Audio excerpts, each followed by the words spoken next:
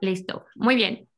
Buenas tardes a toda nuestra audiencia, quienes nos miran a través de nuestras redes sociales y a través de vía Zoom. Agradecemos la presencia nuevamente de Jorge Carpinteiro, quien hoy tendrá esta charla durante una hora. Jorge es un gran amigo del Citnova y ya creo que esta es su segunda ocasión dentro del Citnova Talks, pero tiene un bagaje amplio en cuanto a ciencia y tecnología y entonces nos da mucho gusto presentarlo nuevamente, ¿no? Jorge tiene experiencia de 25 años como consultor, es especialista en la definición, implementación y evaluación de políticas, proyectos para el impulso de la innovación, transferencia de tecnología y emprendimiento. Tiene experiencia en Europa, África y América Latina con entidades como el BID, Comisión Europea, Impulsa, Corfo, Senacid, Renacecid, Colciencias, Conicid y otras multilaterales con las cuales ha colaborado. En los últimos 2 años ha trabajado como director de consultoría en Clarmodet, México, desarrollando proyectos de monetización a los activos de propiedad industrial, estrategias de impulso a la innovación a través de inteligencia, tecnología y modelos de gestión estratégica de la propiedad industrial, y así como implementando proyectos de transformación digital para IPTech. Nuevamente, muchas gracias, Jorge, por tenerte aquí. Bienvenido y te dejamos el público para tu charla. Muchas gracias, Marcelo. Muchas gracias por la invitación nuevamente aquí a Citnova Talks. Y bueno, pues sí, hoy día me gustaría charlar con ustedes acerca de emprendimientos de startups de base tecnológica. Entonces, antes de tocar el tema de cómo emprender o cómo desarrollar una startup de base tecnológica, me gustaría contarles un poco acerca de mí para que entiendan un poco el por qué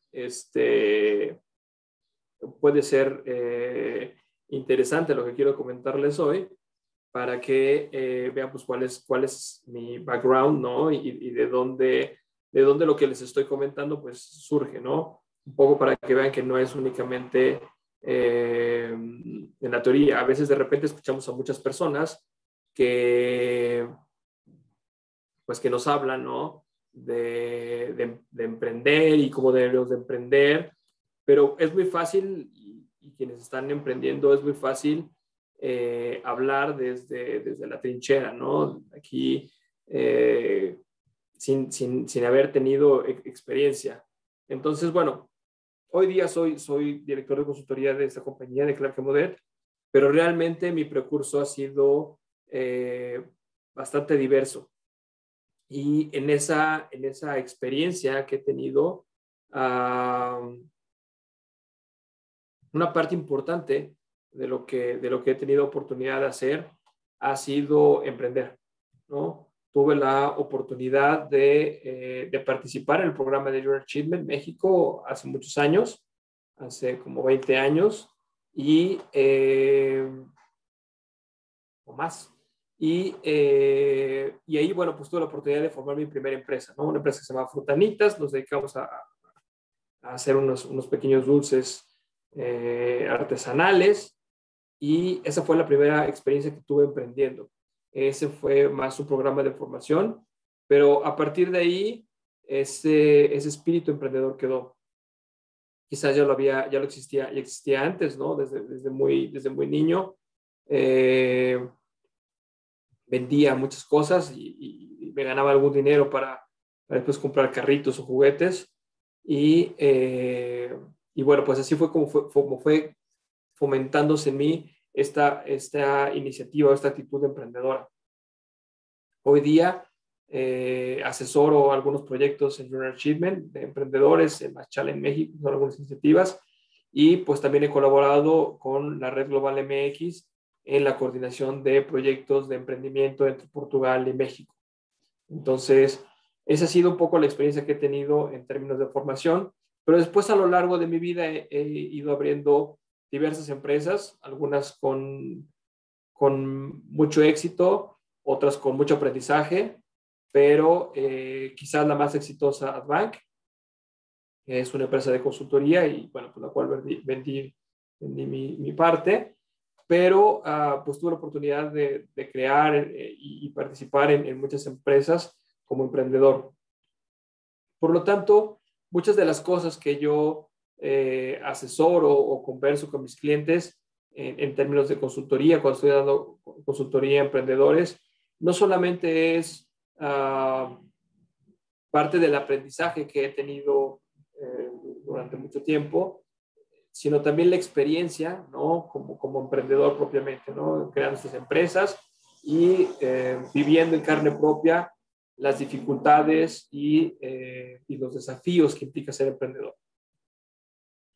Durante todo este tiempo, bueno, hubieron situaciones que fueron marcando esta trayectoria y aquí me gustaría compartir con ustedes algunas porque esas experiencias me fueron dando elementos importantes para entender cuáles eran los aspectos más importantes en términos del desarrollo de una empresa de base tecnológica o de una startup de base tecnológica.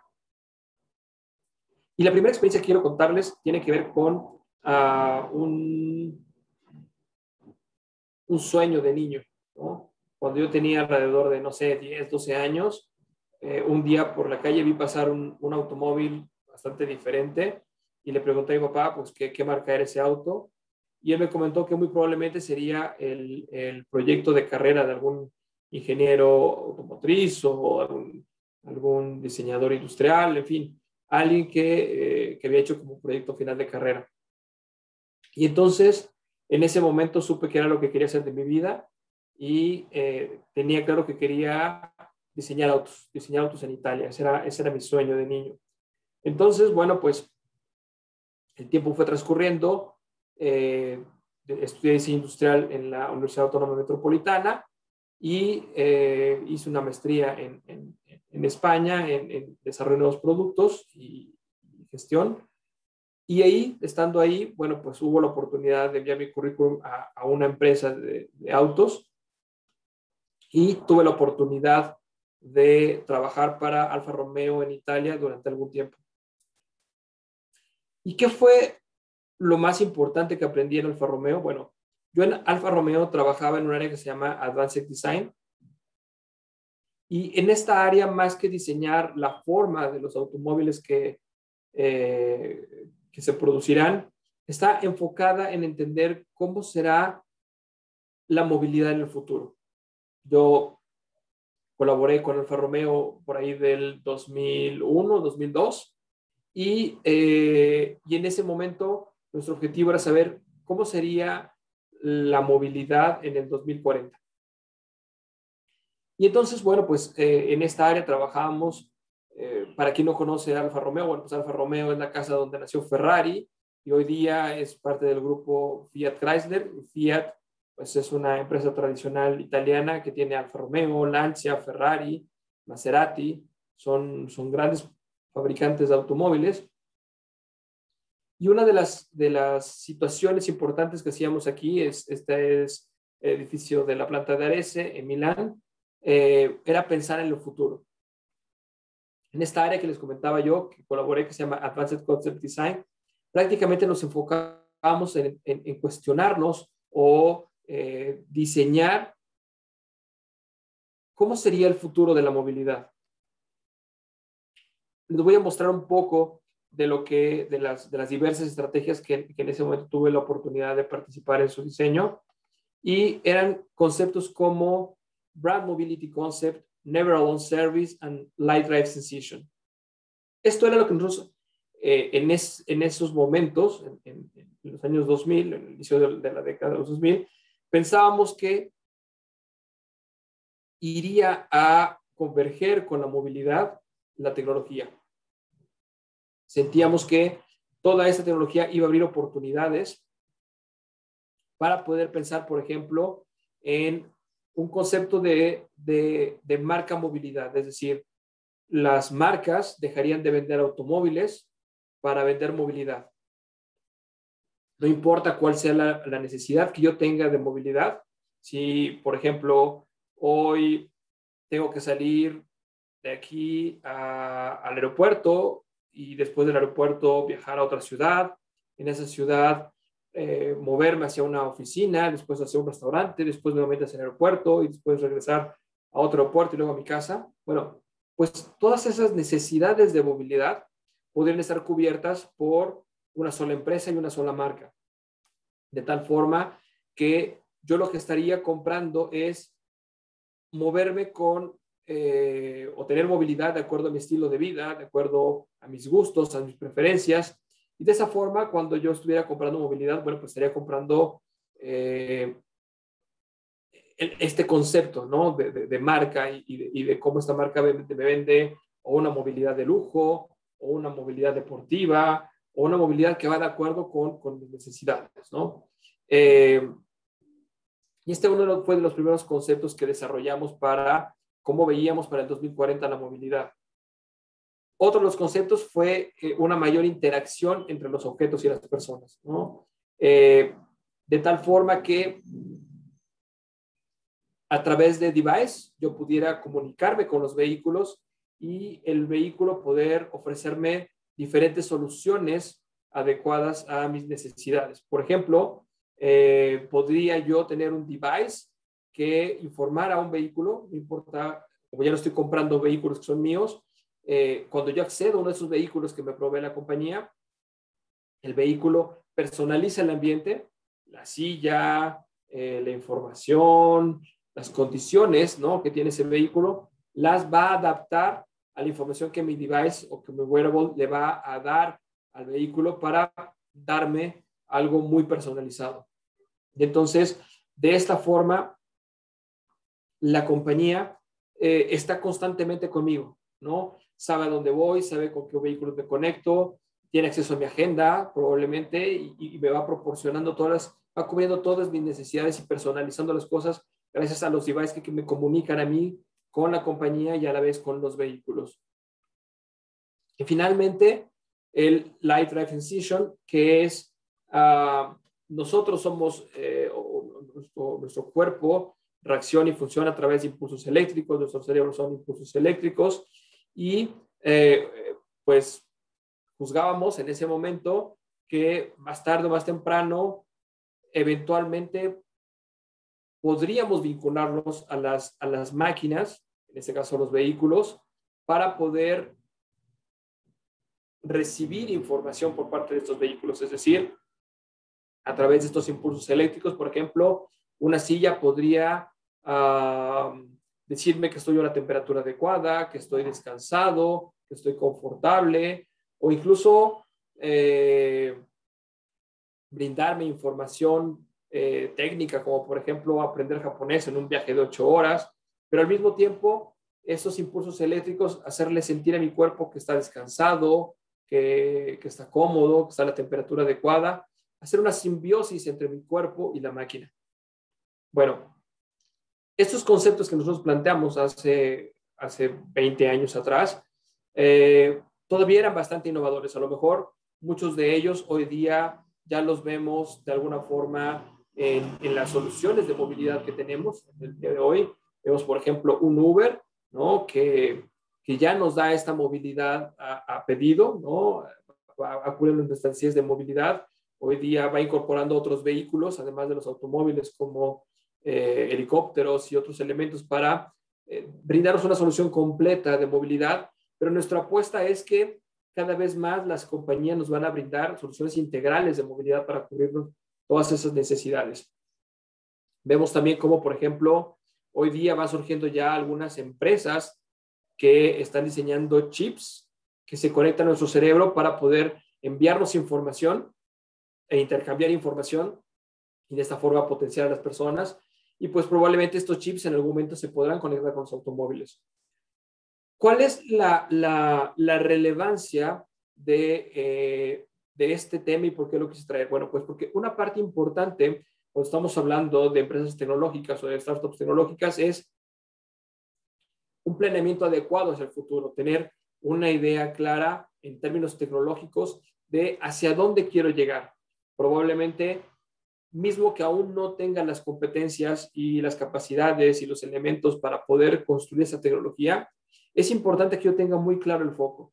En este caso, por ejemplo, todas estas propuestas que desarrollamos para Grupo Fiat o para Alfa Romeo, no eran alcanzables tecnológicamente y la compañía no tenía los recursos para llegar o desarrollar nada de esto.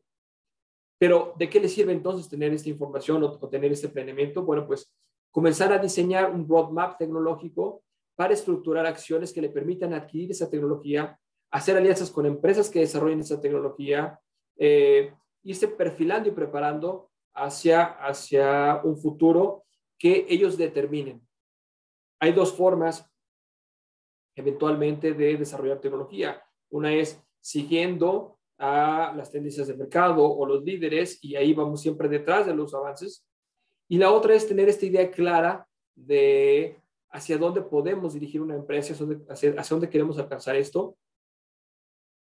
Y teniendo esta visión clara, después existen muchos mecanismos que nos van a permitir poder acortar el time to market o reducir el costo de desarrollo de esta tecnología, ya sea a través de cooperación, ya sea a través de licenciamientos de tecnologías a universidades, en fin, existen diversos mecanismos en los cuales podemos trabajar para poder acelerar ese time to market. Pero lo más importante es tener muy claro hacia dónde queremos ir como empresa para a partir de ahí ver qué recursos existen en el mundo que me puedan ayudar a reducir costos, a implementar esas tecnologías, a incorporar esas tecnologías, a colaborar para poder llegar a esos objetivos. Entonces, esta es mi primera recomendación acerca de cómo conseguir un startup de éxito en términos de empresas de base tecnológica. Número 1, dedicar tiempo al planeamiento de hacia dónde quiero llevar la tecnología o hacia dónde quiero llevar mi empresa tecnológica, para después, con eso muy claro, comenzar a diseñar un roadmap, un plan de camino para poder llegar a ese punto. Muy bien, pues eso es parte de lo que es súper importante en términos de estrategia de innovación. Eso después podrán encontrar herramientas, por ejemplo, dentro de la experiencia que hoy tengo en Clarke Monet, nosotros utilizamos mucho la parte de inteligencia tecnológica, que es una herramienta que nos va a permitir identificar cuáles son todas las patentes de tecnología que existen en el mundo. Y nosotros con eso pues ya podemos tomar muchos elementos de decisión, como por ejemplo, decía yo hace unos momentos atrás, si la tecnología que queremos desarrollar ya le está haciendo otra startup, pues podemos hacer un codesarrollo o una fusión. Si le está haciendo una universidad, pues ver la posibilidad de licenciar esa tecnología o hacer un proyecto en conjunto para implementar esa tecnología en nuestra startup. O, en fin, buscar diversos mecanismos a través de identificar quiénes son los actores que ya están trabajando en esas tecnologías y cuando realmente no hay nada desarrollado en ese sector, bueno, pues nosotros tenemos también en ese sentido una validación, ¿no?, de la pertinencia del desarrollo de esa tecnología. Entonces, aquí, importante, otro comentario importante es hacer uso de las herramientas tecnológicas que existen para poder identificar si lo que ustedes van a desarrollar va a ser realmente competitivo. Hoy día que trabajo en este campo de la propiedad intelectual e industrial, es muy frecuente para nosotros como empresa que lleguen startups, ¿no?, con mucho entusiasmo a solicitarnos el análisis para ver si la tecnología que han desarrollado puede ser patentable. Y una de las situaciones muy comunes que suceden es que cuando hacemos el análisis de patentabilidad nos damos cuenta de que lo que ellos tienen en las manos ya fue patentado o registrado por alguien más. Y esto es triste porque muchas veces los emprendedores dedican pues meses o años y recursos y know-how para desarrollar esas tecnologías y al final se dan cuenta que ya había sido inventada. Solamente para que lo tomen como dato, aproximadamente 60,000 millones de euros se gastan todos los años en Europa en investigación redundante. México no es muy diferente. Aquí también gastamos gran parte de lo que se destina al desarrollo de tecnología en inventar cosas que ya fueron inventadas. Y esto es súper importante tenerlo en cuenta porque muchas veces he visto mucho cómo startups van y buscan en internet para ver si lo que quieren hacer ya alguien más lo está comercializando. Y es muy frecuente que vengan con la respuesta de que nadie lo está haciendo. Pero a veces la propiedad intelectual o la propiedad industrial va un poco más adelantada, es decir, muchas empresas antes de lanzar sus productos al mercado, primero hacen los registros de patente y 1 o 2 años después es que se lanzan al mercado. Y cuando estamos hablando de startups, del registro de la patente al time to market, al mercado, a que colocan el producto en el mercado, puede haber un espacio hasta de 5 años, de 3 a 5 años. Entonces, ¿qué es lo que sucede con estas situaciones? Pues que si nosotros en ese lapso de tiempo hacemos una búsqueda de internet, va a parecer que pues, no es de nadie o nadie lo ha hecho. Pero de repente cuando ya queremos hacer un registro, pues nos damos cuenta que al final ya existía. Esta es una de las situaciones que es importante tener en cuenta pues para no caer en este tipo de situaciones o de errores. Otro punto importante que me gustaría compartir con ustedes el día de hoy es otras herramientas que existen para poder desarrollar sus empresas. Voy a pasar aquí muy rápido por otras diapositivas, perdón que me voy a saltar esto, pero quiero irme directamente a otro tema, que es este. Muy bien. Seguramente ustedes ya han escuchado un poco de la metodología del Design Thinking y muchas veces a las startups se les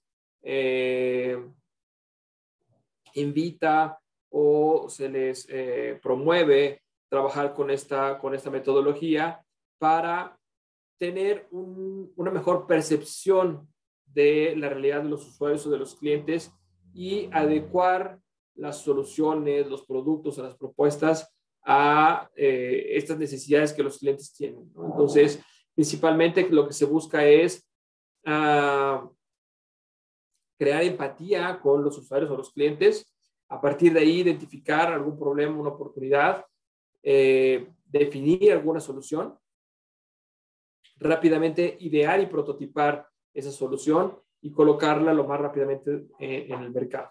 Bueno, ese es normalmente el esquema general de Design Thinking y funciona muy bien sobre todo para productos hacia el consumo o servicios. Pero cuando estamos hablando de empresas tecnológicas, hay otras barreras que son importantes tener en cuenta y que a veces este tipo de análisis no nos permite llegar a todas las conclusiones que requerimos. Y por eso he diseñado esta metodología que se llama IP Thinking y que está específicamente enfocada en empresas de base tecnológica o startups de base tecnológica. Aquí primero, bueno, pues de manera semejante o emulante a lo que tenemos en el Design Thinking, lo que requerimos es un punto de partida. En este caso puede ser un problema o una oportunidad que hayamos identificado y nos interesa tener una percepción adecuada de la situación que está ahí. Hacer un análisis de todos los elementos que encontremos de información, hacer una búsqueda de esa solución y identificar la oportunidad específica que vamos a atacar con esa solución.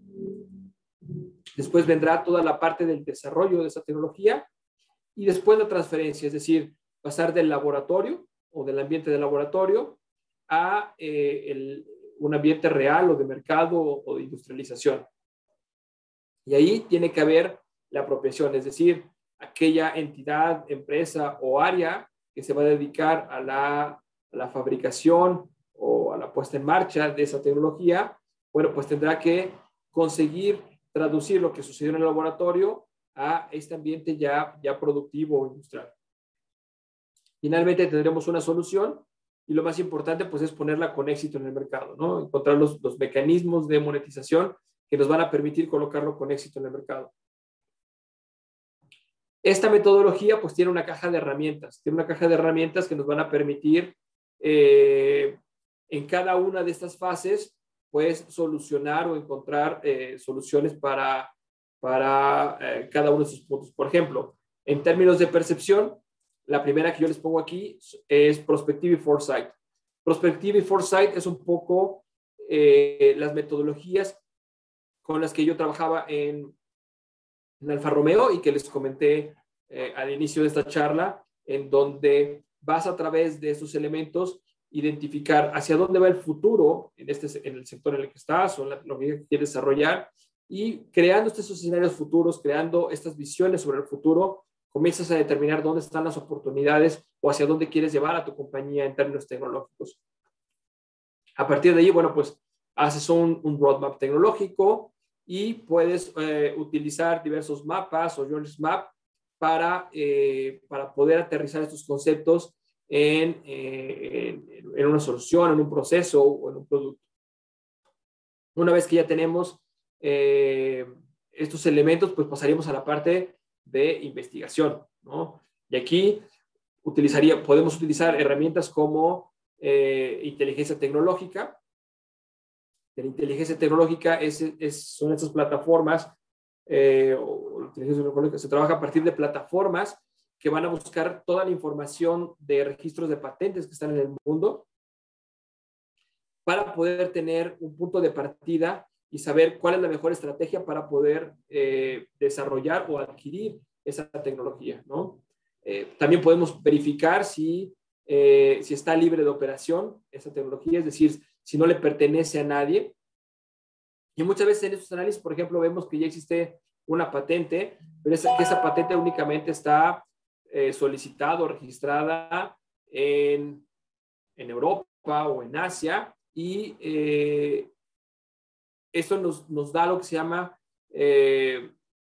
FTO, que es un Freedom to Operate, es decir, que aunque esté registrada esa patente, como únicamente está registrada en Europa, está libre de operación en México. Entonces, si nosotros ya teníamos visualizado que queríamos ahí ir en ese camino tecnológico y esa patente está libre, pues ya no tenemos que invertir tiempo en desarrollarla ni dinero. Simplemente tomamos el know-how que ya está en esa patente y la implementamos en un mercado como México, por ejemplo, si es que estuviera libre de operación. Entonces, bueno, pues para eso se hace un estudio en ese sentido y se puede también utilizar ese camino. En fin, lo importante es ir validando tecnológicamente si lo que estamos proponiendo, ¿no?, como solución tecnológica realmente puede ser competitiva, si ya existe, si no existe, si puede ser patentable, en fin, diferentes situaciones que nos van a permitir tener la seguridad de que esto que vamos ahora a invertir en términos de investigación realmente nos va a ser factible ponerlo en el mercado. Después vendría toda la parte de desarrollo.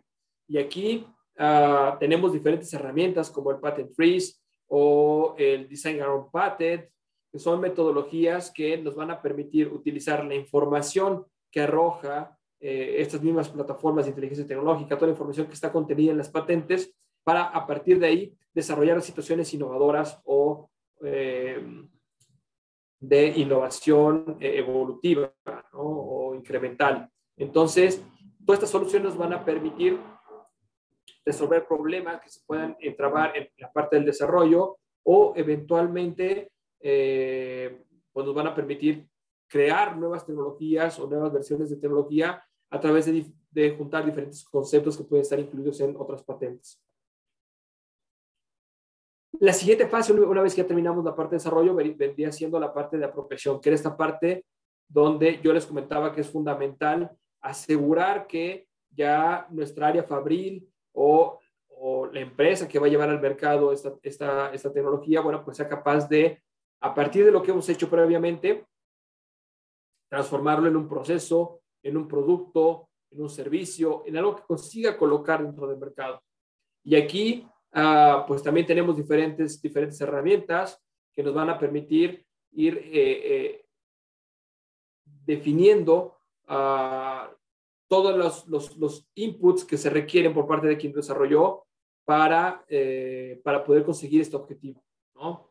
Entonces, aquí les pongo, por ejemplo, otra metodología que fue desarrollada también en este contexto, que es la de apropiación tecnológica, y que ella nos sirve para definir, sobre todo cuando, por ejemplo, estamos transfiriendo de una universidad para una empresa, bueno, pues cuáles son los entregables que requiere la empresa y cuáles son los entregables que requiere la universidad para asegurarse de que este traspaso del laboratorio a la industria o a los procesos productivos, pues realmente se consigue con éxito, ¿no? Además de eso, bueno, pues también podemos hacer una SWOT tecnológica, sería aquí en México un análisis FODA, ¿no? De la tecnología, para a partir de ahí poder definir, pues, dónde están las oportunidades de tecnología, dónde están las amenazas, y de esta forma, bueno, pues hacer todo un plan estratégico para poder colocar la tecnología dentro del mercado.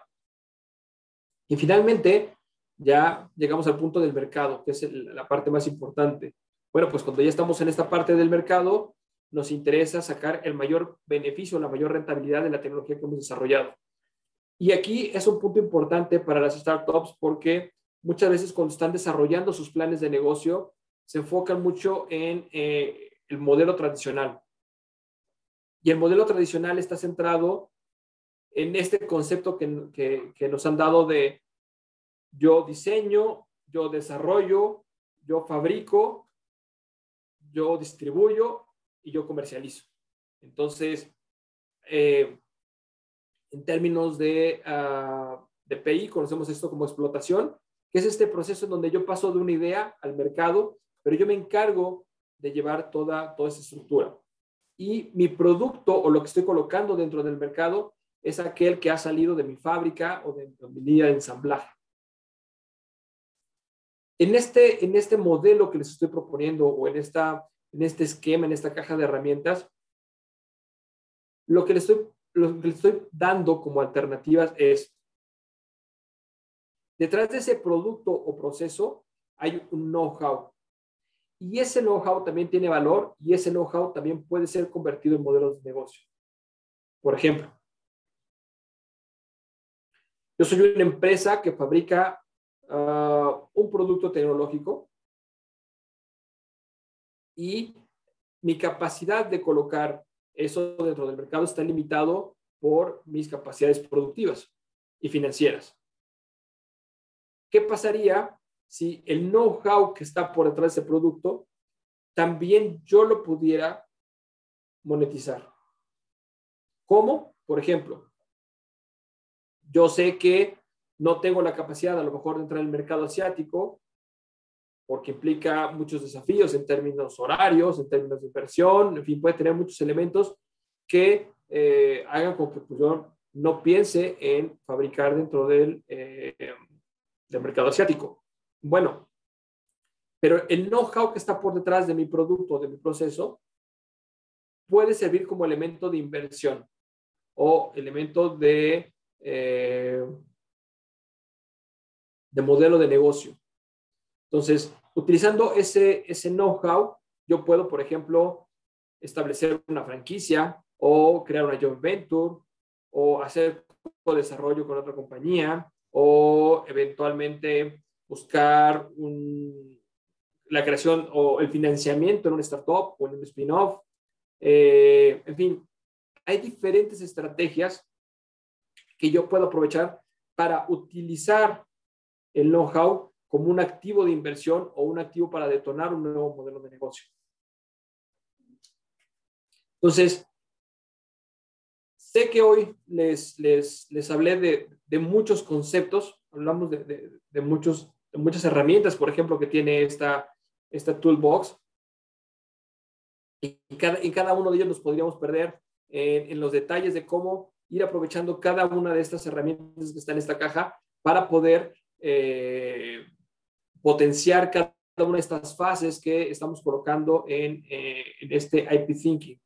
Pero para mí era importante por lo menos darles el día de hoy una charla general de lo que es esta metodología para que la tuvieran presente y pudieran analizar si eventualmente en la fase en la que están requieren, ¿no?, de algún tipo de herramienta o estrategia que les permita fortalecer el startup que están desarrollando o que pretenden desarrollar.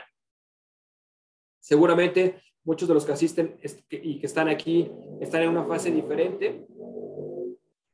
Y para aquellos que están en una fase apenas de idea, ¿no? Que tienen apenas una idea, que quieren poner o convertir en una startup, mi primer consejo es: recuerden la importancia de hacer la planificación, de visualizar hacia el futuro y hacia dónde quieren llevar a su empresa. Número 2, entiendan que no tienen que hacerlo ustedes solos, que puede haber gran parte de esa tecnología ya desarrollada y lo que tienen que buscar es mecanismos de cómo acceder a esa tecnología que ya está desarrollada. No requieren ser ustedes a desarrollarla siempre. Encontrar los mejores mecanismos para adquirir esa tecnología. Y después, bueno, pues ir validando cómo ir implementando esa tecnología en los procesos para asegurarnos que llegamos al mercado. Y cuando ya tenemos esto suficientemente maduro para ponerlo en el mercado, parte importante de lo que siempre les van a preguntar cuando tienen un proyecto de startup es cómo vas a generar ingreso a partir de eso.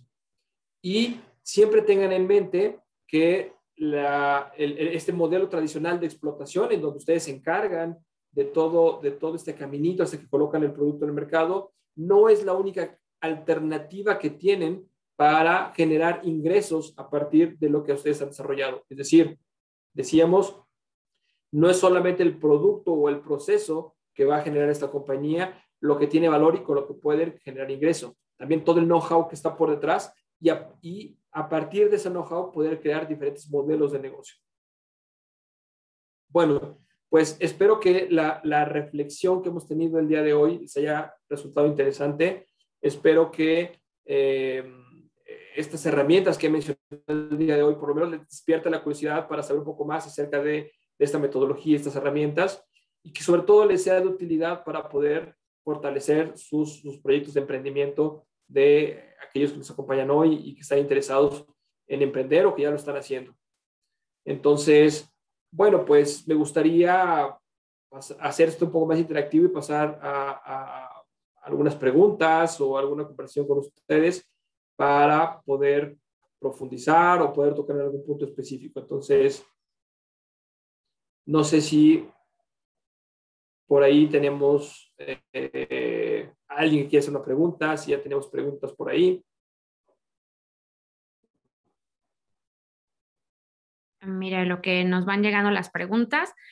Aquí alguien me mencionaba que efectivamente este toolbox es una mezcla de varias metodologías, ¿no? Y lo decías, parte de Design Thinking, parte de el Canvas o el Lean Startup, ¿no? Están conjugadas. Entonces, no sé si pudieras explicarles un poquito cómo está construida esta metodología que tú enfrascas en el toolbox. Sí,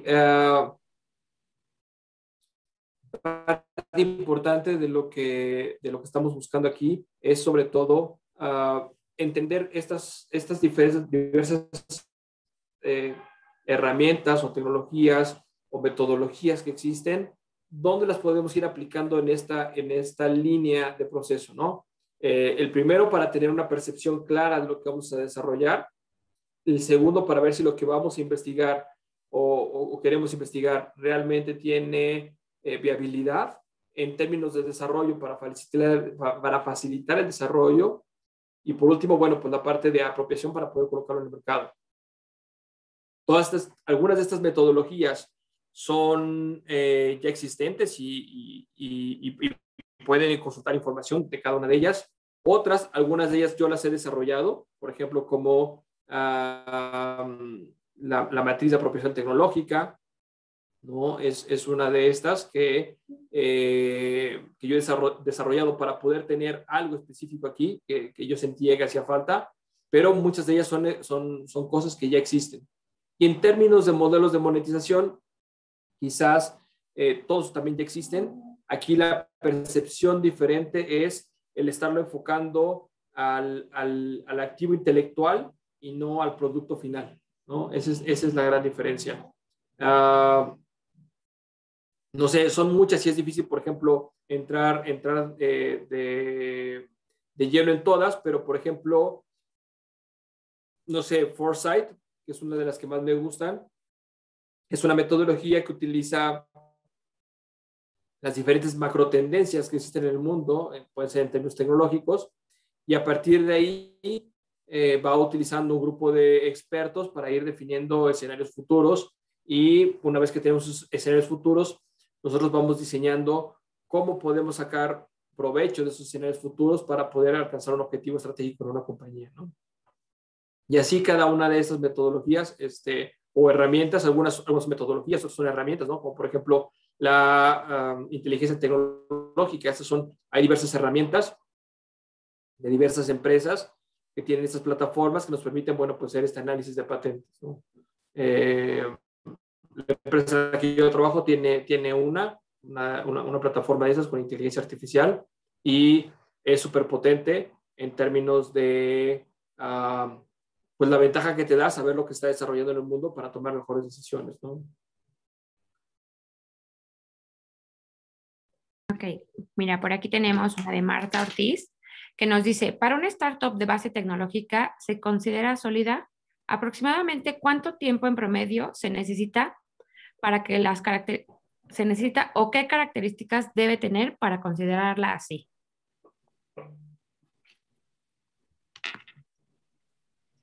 A ver si entendí bien, es cuánto tiempo se requiere para poder considerarla una startup de base tecnológica. Para considerarla, ajá, de base tecnológica, pero que se considera sólida. Sólida, ok.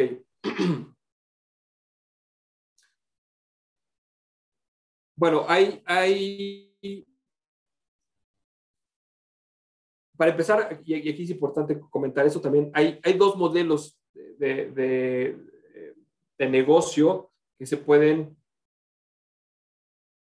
buscar con una startup. Y existen modelos que están enfocados en empresas más patrimoniales, es decir, que me interesa que vaya creciendo orgánicamente o lentamente, pero que muy sólido, y busco sobre todo un objetivo de largo plazo.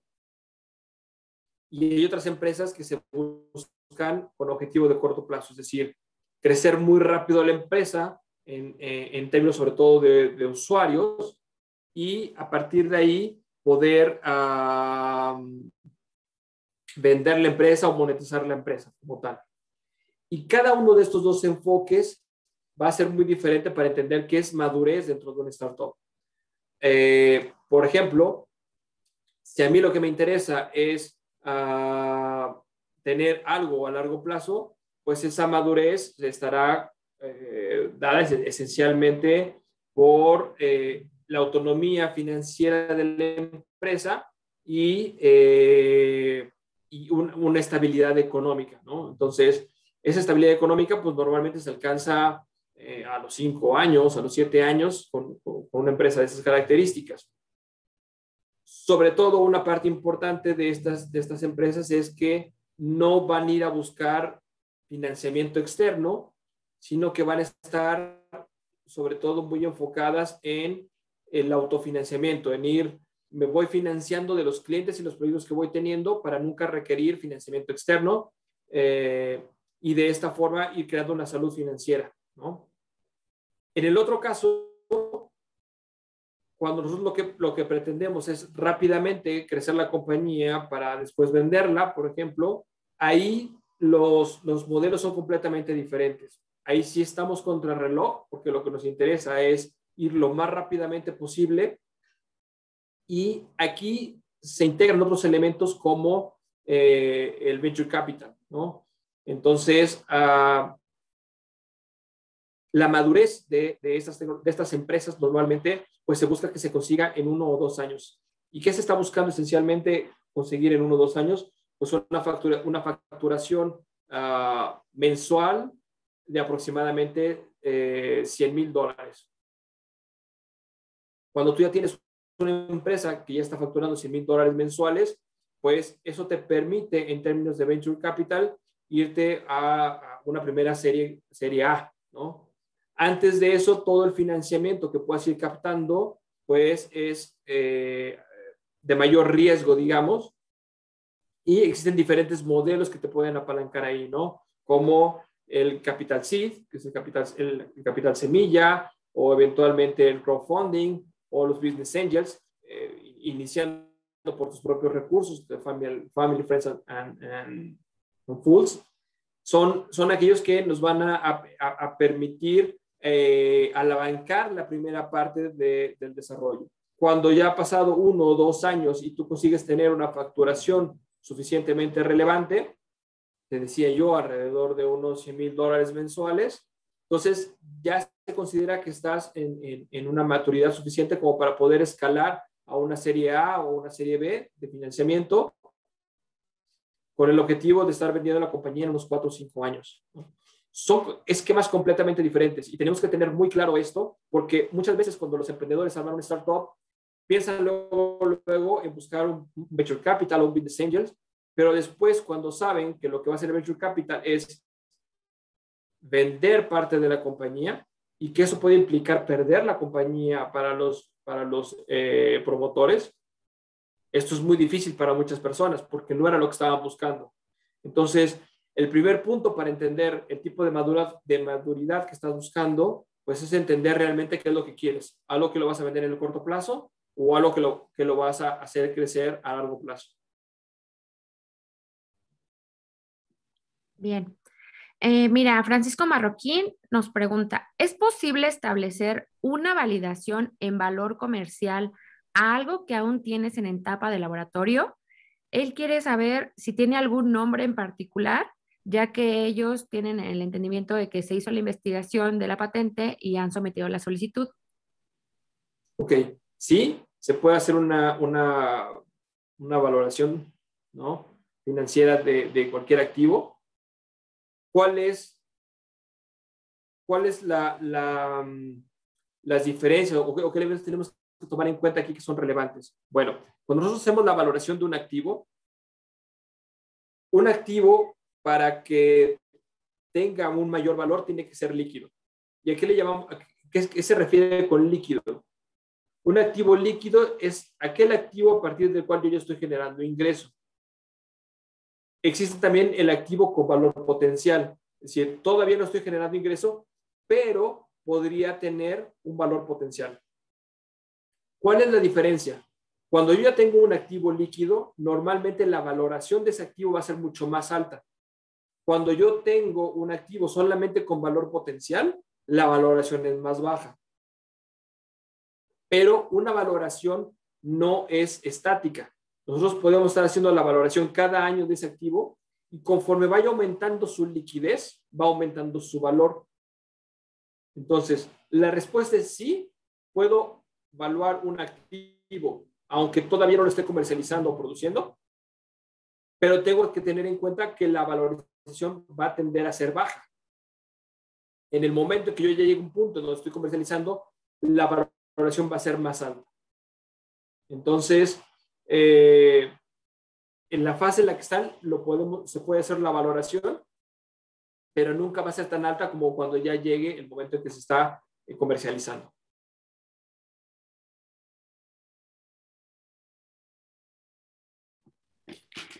Bien, gracias. Igual, César Camacho te dice, ¿cuál es tu opinión de empresas de base tecnológica y relacionadas con inteligencia artificial y si le pudieras dar algunos ejemplos de ellas? Bueno, yo creo que la inteligencia artificial ya está, ya es una tecnología transversal. Hoy día tenemos empresas de todos los sectores, con todas las soluciones que te puedas imaginar, que están utilizando inteligencia artificial para pues brindar mejores servicios para sus clientes. Por ejemplo, Uber o Google son empresas que utilizan inteligencia artificial para pues dar un mejor resultado, ¿no? Por ejemplo, en una búsqueda o una solicitud de un vehículo, pues utilizan la inteligencia artificial para que esto pueda funcionar mejor. Entonces, la inteligencia artificial por sí propia se ha convertido en una tecnología transversal que potencializa cualquier sector o cualquier actividad. Entonces, hoy tenemos infinidad de empresas, ¿no?, y de tecnología que le están utilizando. Entonces, la verdad es que más que empresas que hagan de forma exclusiva inteligencia artificial, que también las hay, ¿no? Son empresas que se han especializado en programación de inteligencia artificial y que brindan sus servicios a otras empresas. Yo creo que el verdadero potencial está en colocar la inteligencia artificial a sectores donde hoy día todavía no está. ¿Qué es esencialmente lo que estamos haciendo a través de inteligencia artificial? Bueno, pues, por un lado tenemos sensores y devices que están recogiendo datos, muchos datos, ¿no? Del contexto, y lo importante es comenzar a procesar esos datos de forma a aprender de esos datos. Pero como son muchos, bueno, pues hay que tener capacidades de análisis y de aprendizaje, y ahí pues la inteligencia artificial y la Big Data juegan papeles fundamentales. Entonces, todos los sectores en los que puedas generar datos son súper importantes.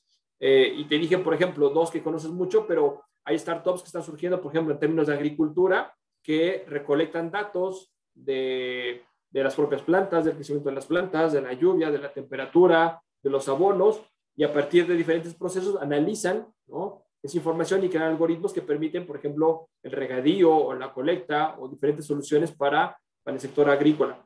En fin, como digo, es bastante transversal. Hay un montón de campos donde se puede utilizar la inteligencia artificial. Nos preguntan por aquí, ¿cuáles son los puntos que se deben considerar para hacer mención que una empresa tiene base tecnológica? Ok.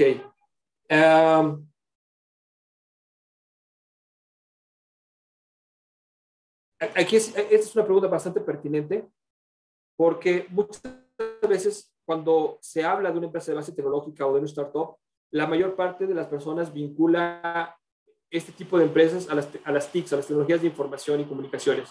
Software principalmente, ¿no? Aplicaciones. Y como ustedes saben, la tecnología es algo muy completo, tiene un abanico muy grande, ¿no?, de elementos. Por ejemplo, todo lo que tenga que ver con nanotecnología, biotecnología, mecatrónica, en fin, el universo de ciencia y de tecnología que está disponible, pues es muy grande y no se reduce únicamente a software o aplicaciones. Entonces, para allá, una empresa de base tecnológica es aquella que como punto de partida para un producto o un proceso está utilizando una nueva tecnología o está aplicando la ciencia en un nuevo proceso o en un nuevo producto.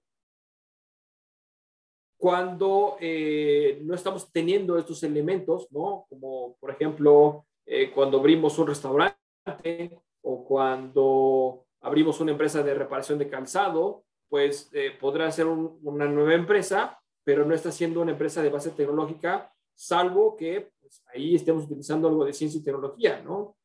Por ejemplo, no sé, una reparación de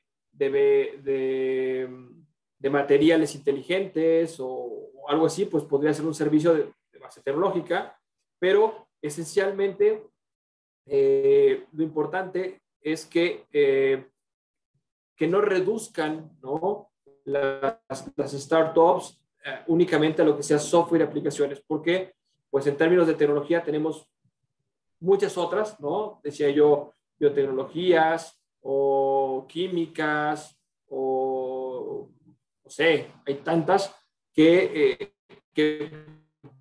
pueden permitirnos crear estas empresas. Y si por detrás de ella hay una investigación, hay un desarrollo tecnológico de estas características, bueno, pues entonces, sin duda alguna, pues estamos hablando de una empresa de base tecnológica. Muy bien. Muchas gracias, Jorge. Tenemos algunas preguntas, pero ya por cuestión de tiempo, las haremos llegar vía correo. Claro que sí. Agradecemos compartir este conocimiento con nosotros y te pedimos si nos puedes compartir tus redes de contacto por si alguno de ellos también quiere hacerlo directamente. Claro que sí, estoy en LinkedIn como Jorge Illich Carpinteiro y mi correo se los pongo aquí en el chat para que lo tengan.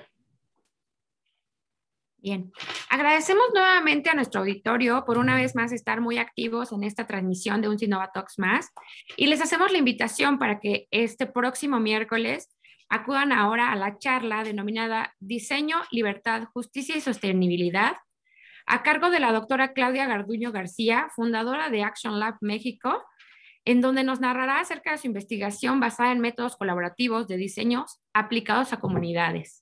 Agradecemos nuevamente, Jorge, comunidad, y estamos activos en redes sociales. Buenas tardes.